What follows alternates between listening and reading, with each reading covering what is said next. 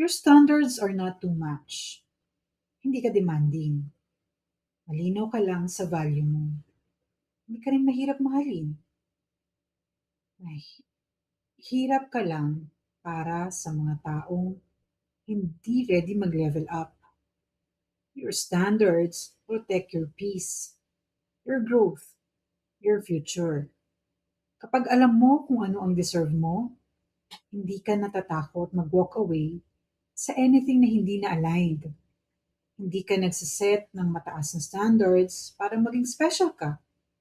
Nagsiset ka ng boundaries para hindi maubos ang worth mo.